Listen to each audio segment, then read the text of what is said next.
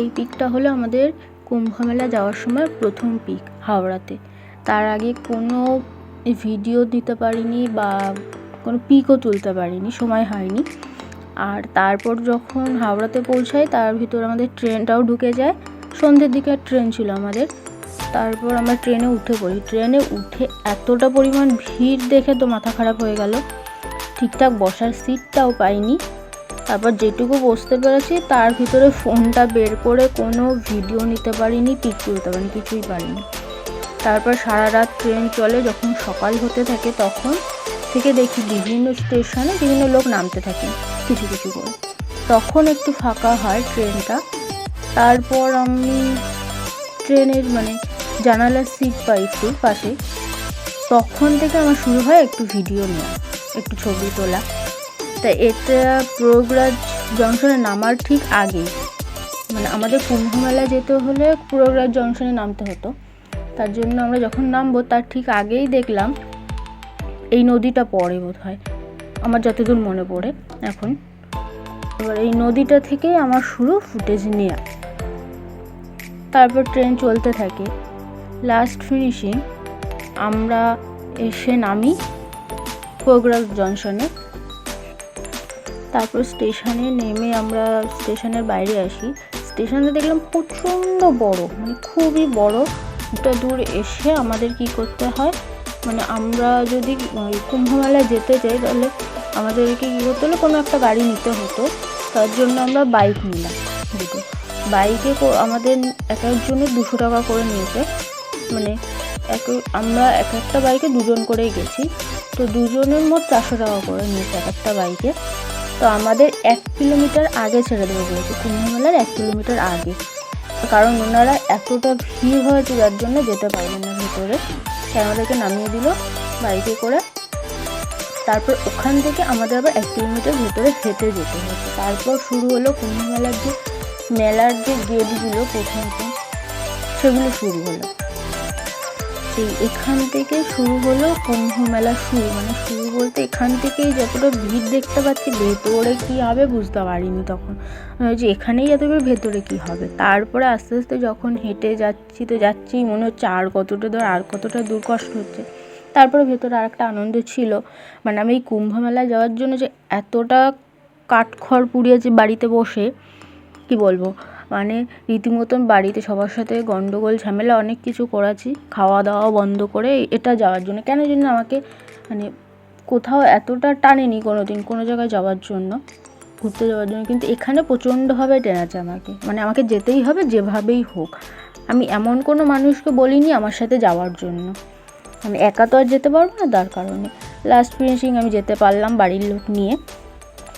তো লাস্টে যেতে পেরেছি, এটাই আমার কাছে অনেকটা বড় পাওয়া। তারপরে এই যে শুরু হলো, এইগুলো আমি ফার্স্ট দেখলাম যে গরুর পিঠে এই আর একটা করে পা গজিয়েছে বা কি মাংস মতন কিছু, আমি ফার্স্ট দেখলাম এটা। তো যাই হোক চলছি, তারপরে রাস্তায় হেঁটেই যাচ্ছি, রাস্তা আর শেষ হচ্ছে না। লাস্ট ফিনিশিং দেখলাম যে না, একটা ব্রিজ দেখলাম, ব্রিজের লাস্ট ফিনিশিং, তাও আরও হেঁটে যেতে হবে। তারপরে গিয়ে না আমাদের কুম্ভমেলা, যেটাকে বলা হয় ত্রিবেণী নদী, ত্রিবেণী সঙ্গম বলা হয়। যাই হোক ওই গঙ্গাটা দেখতে পাই লাস্ট হেঁটে যাওয়ার পরে। তার ভিতরে দেখলাম এতগুলো গেট, বুঝতে পারিনি আমি যে কোনটা মেন গেট ছিল, ওখানে কি ছিল না ছিল, আমার ওগুলো মাথায় কোনো কাজ করেনি। জাস্ট আমার মাথায় ছিল আমাকে যেতে হবে, গঙ্গা পর্যন্ত পৌঁছাতে হবে আমার। সে আমি যে কোনো একটা গেট দিয়ে যাই হোক ঢুকে গেছি।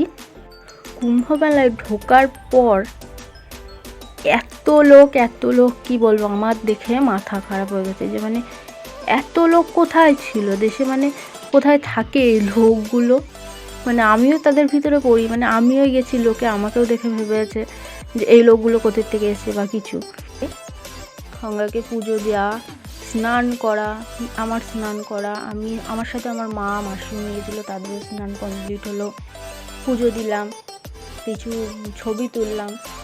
তারপরে কিছুক্ষণ থাকার পর একটু ভিডিও নিলাম, ফটো তুললাম, এগুলো করে তারপরে আবার ওখান থেকে আমরা বেরিয়ে আসলাম।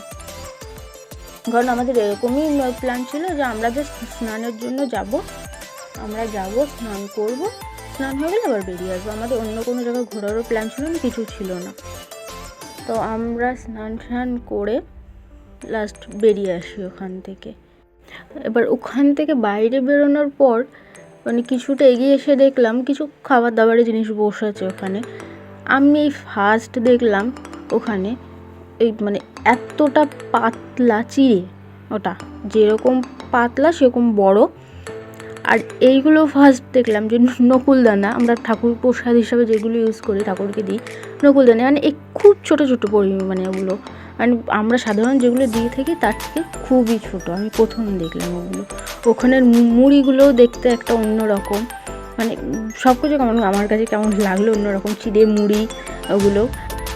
তারপর আমরা ওখান থেকে হেঁটেই আসি অনেকটা দূর, প্রয়াগরাজ পর্যন্ত।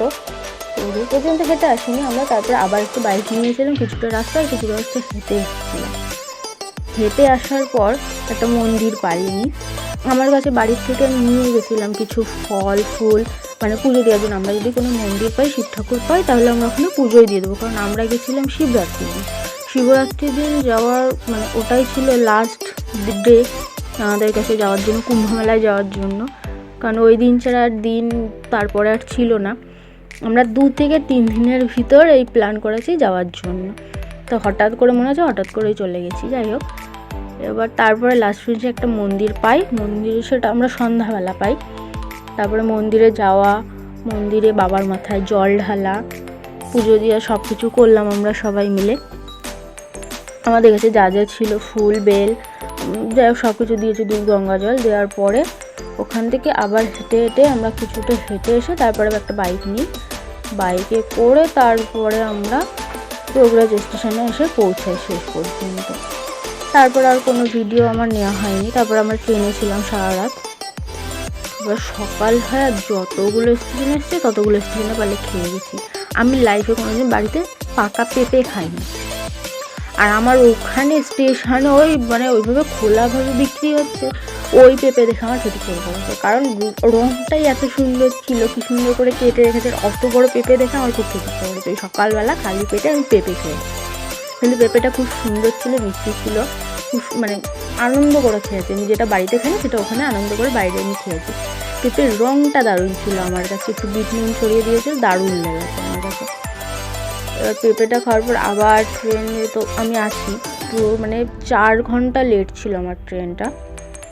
তো যাই হোক চলতে চলতে আবার পাহাড় দেখতে দেখতে আবার কি নিয়ে নিলাম, ওটাকে কি বলে, উপমা বলে না ওই ধোসা ইডলি যাই হোক কিছু একটা বলে, নিয়ে নিয়েছি। দেখেছি তো নিয়ে নিয়েছি, মানে ওটা আমার খেতে হবে।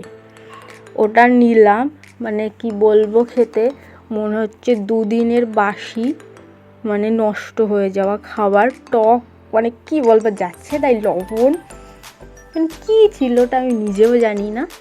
যে তাও খেয়েছি, পয়সা দিয়ে নিতে হয়েছে যখন খেতে তো হবেই, শখ করে নিয়েছি খাবো বলেই।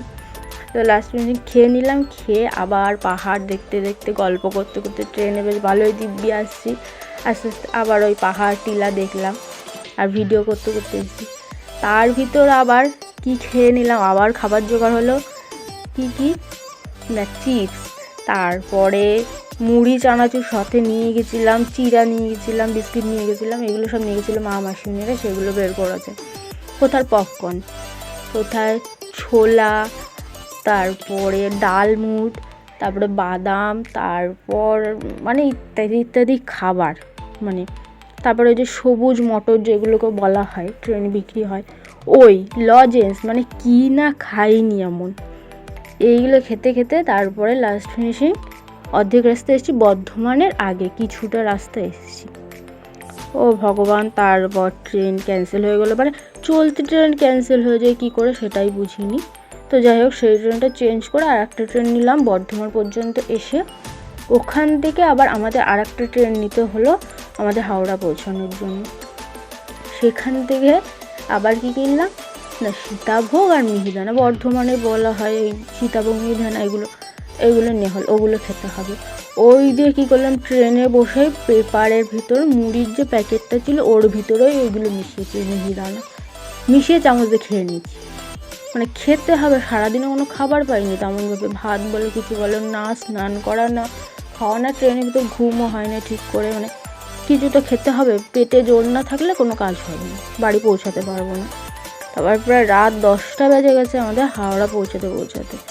তারপর ওখান থেকে আবার আমাদের শিয়ালদা আসতে হতো, তার জন্য একটা গাড়ি নিয়ে নিলাম, একটা ট্যাক্সি নিয়ে চলে আসলাম সোজা আমরা শিয়ালদা। ওখান থেকে ট্রেন ধরে তারপর বাড়ি ফেরা আমাদের আবার।